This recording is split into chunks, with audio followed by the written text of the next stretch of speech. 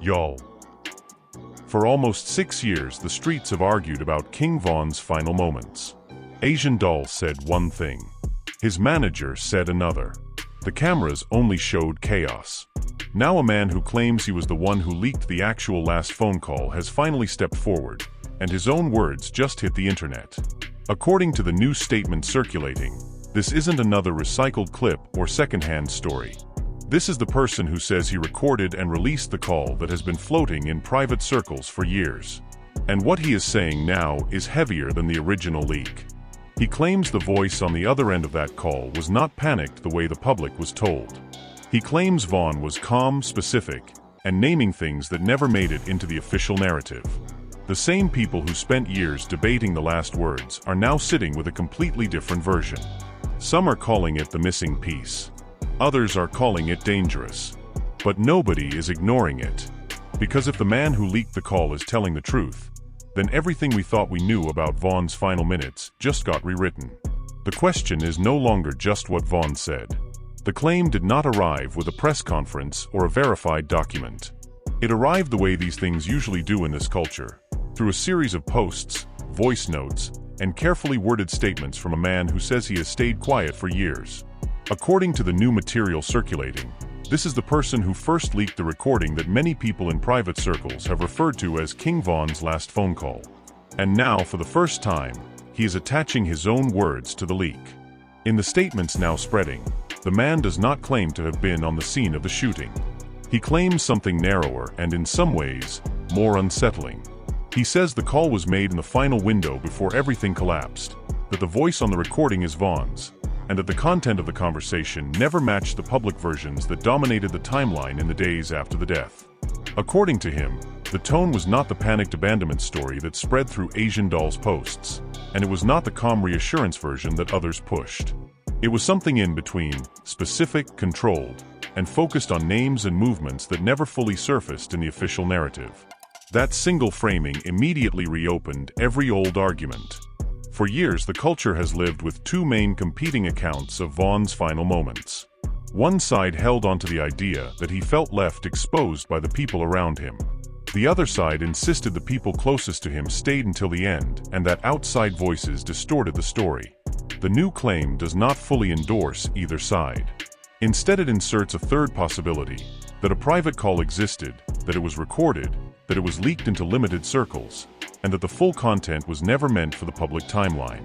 The first wave of reaction focused on the identity of the leaker himself. People began asking the obvious questions. Who is this man? Why did he wait this long? What did he gain by staying silent? And what does he gain by speaking now? Some fans treated the timing as suspicious. Others said the timing made sense, that certain people only talk once enough other pieces have already moved. Both groups kept the new statements in circulation while they argued. What gave the claim extra weight in the early hours was the level of detail the man was willing to attach to his own roll collections. He did not simply say, "I leaked the call." He described the condition of the recording, the way it moved through phones, and the specific reactions he said he witnessed when certain people first heard it. According to his account, some of the individuals who heard the call in the early days treated it as confirmation of things they already suspected. Others treated it as a problem that needed to stay contained. That distinction, between people who wanted the call public and people who wanted it buried, became one of the first major talking points. Old interviews and public statements from the days immediately after Von's death began getting pulled back into the conversation. Clips of Asian Doll's original posts sat next to clips of 100K track pushing back. Fans placed the new leaker's version in the middle and tried to force the three accounts to line up. They did not line up cleanly. That lack of clean alignment is exactly what kept the story moving. If the new claim had simply repeated one of the existing versions, it would have been easier to dismiss. Because it carved out its own lane, it forced people to re-examine everything. The emotional temperature rose when the man began addressing the loyalty questions that have followed the case for years. In one of the circulating statements, he claims the call contained references to trust and to people who were still moving funny, even in the final stretch. He does not drop a full list of names in the public version of his account. He leaves enough gaps for the audience to fill in with their own suspicions. That technique is effective and dangerous at the same time. It keeps the story alive while protecting the speaker from having to stand on every specific accusation. By the end of the first full cycle of posts, the original mystery of Vaughn's last words had been replaced by a more complicated question.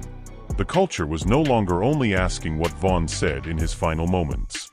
It was asking whether a private call had been sitting in limited circulation the entire time, whether the man now speaking is the same person who first moved the recording, and why the full content never reached the same level of public scrutiny as the other competing stories. The statements are still spreading. The old arguments have been reopened.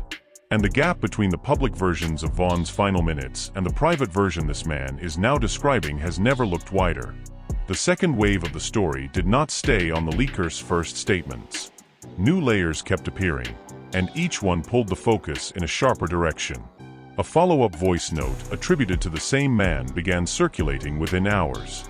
In it he claims the original leak was never supposed to reach as many phones as it did. According to his account, the recording moved from a closed circle into a wider set of hands after a disagreement about what should stay private. He says some of the people who first heard the call wanted it preserved as proof of Vaughn's state of mind. Others wanted it deleted because the content complicated the cleaner public narratives that were already forming. That internal split, he claims, is the real reason the full call never received the same open scrutiny as the competing last word stories. The detail shifted the conversation. Fans who had been focused only on whether the voice was authentic now started asking a different question. Who benefited from keeping the call limited? The people who wanted it public, or the people who wanted it contained? Both sides of that new argument found material to work with. Some pointed to the speed with which certain accounts had pushed the abandonment narrative in the days after the shooting. Others pointed to the equal speed with which those claims were shut down by people who said they were present. The leaker's new statement sat in the middle of that old fight and refused to let either side rest. A second development landed when screenshots of alleged early reactions to the call began spreading. The messages are not fully verified, but the tone in the circulating versions is consistent. Some recipients treated the recording as confirmation that Vaughn was aware of tension inside his circle in the final stretch. Others treated it as something that needed to stay offline because it would reopen wounds that were still fresh. The existence of those competing reactions, even in screenshot form, gave the leaker's broader claim more oxygen. It suggested the call had been real enough to create immediate disagreement among the people who heard it. The loyalty questions intensified. In one of the later statements, the man addresses the long-running debate about whether Vaughn felt exposed by the people around him. He does not fully endorse the most extreme version of that idea. Instead, he claims the call shows a more complicated picture. A man who was still trying to manage the circle, even while sensing that not everyone in it was moving the same way. That framing landed differently than the pure abandonment story or the pure defense story. It left room for both failure and intention at the same time.